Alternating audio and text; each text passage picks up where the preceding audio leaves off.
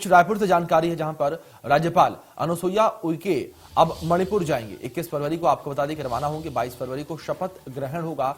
एक हफ्ते के बाद विश्वभूषण हरिचंदन संभाल सकते हैं अपनी जिम्मेदारी। हाल ही में 13 राज्यों के राज्यपाल बदले गए हैं, जानकारी अब तक पहुंचा रहे हैं। तो इस बीच छत्तीसगढ़ के राज्यपाल अनुसुईया उइके भी मणिपुर जाएंगी, ये जानकारी आप तक पहुंचा रहे हैं। 21 फरवरी को रवाना होंगी। 22 फरवरी को उनका शपथ ग्रहण समारोह होगा।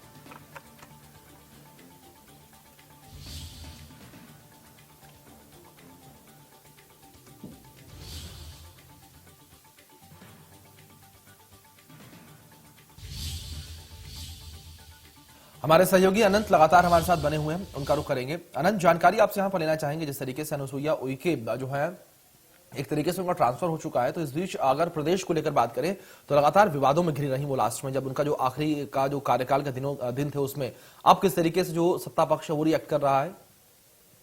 अगर बात करें तो पिछले दिनों 13 राज्यों के जो राज्यपालों की नई नियुक्ति हुई है और वो उसी के कड़ी में छत्तीसगढ़ में भी राज्यपाल की नए जो राज्यपाल हैं उनकी नियुक्ति हुई है। विश्वभूषण हरिचंदन की नियुक्ति छत्तीसगढ़ पर हुई है और जो यहाँ की पूर्व राज्यपाल कहे तो अनुसुईया उइके की नियुक्ति मणिपुर में हुई है और इसी को लेकर ये संशय का बना हुआ है कि विश्वभूषण हरिचंदन कब से छत्तीसगढ़ की कमान संभालने वाले हैं राज्यपाल के तौर पर। तो एक हफ्ते बाद जो है ये फैसला आ सकता है, इसमें कुछ देरी देखने को मिल सकती है। लेकिन अनुसुईया उइके 21 तारीख को मणिपुर के लिए रवाना होंगी और 22 तारीख को वहां जो है उनका शपथ ग्रहण समारोह होगा और वहां की कमान संभाल लेंगी। अगर बातचीत करें तो अनुसुईया उइके के कार्यकाल की, तो लगातार उसमें कई बड़े फैसले लिए गए, लेकिन सबसे बड़ा जो विषय चर्चाओं पे रहा वो आरक्षण विधेयक रहा, क्योंकि अनुसुईया उइके के ही कहने पर जो आरक्षण का विधेयक है वो प्रदेश सरकार ने लाया था और तमाम विषयों पर बातचीत की गई थी।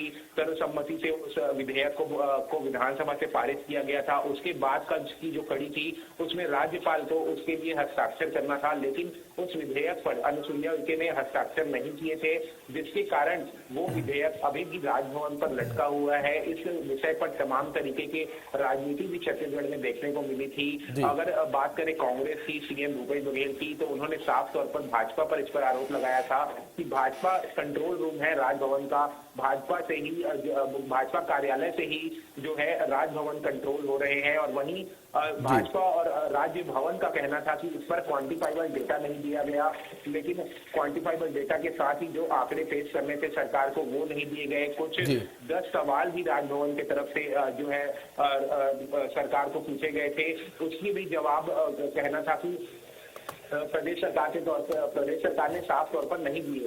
इन तमाम सवालों का जो व्यक्तिगत था वो खड़ा किया गया और इस पर राजनीति हुई, लेकिन राज्यपाल अनुसुईया उइके के कार्यकाल के अंतिम तक इस पर हस्ताक्षर नहीं हो पाया। सबसे बड़ी चुनौती की बात अब ये है कि जो नए राज्यपाल छत्तीसगढ़ के आएंगे वो इस विधेयक पर हस्ताक्षर कितने दिनों में करते हैं, इसे विधि विशेषज्ञों से सलाह लेकर कितने दिनों। बिल्कुल अनंत, जाहिर तौर पर जिस तरीके से आपने जिक्र किया कि नए राज्यपाल के आने के बाद कितने और दिनों तक विधेयक लटका रहेगा वो देखना दिलचस्प होगा।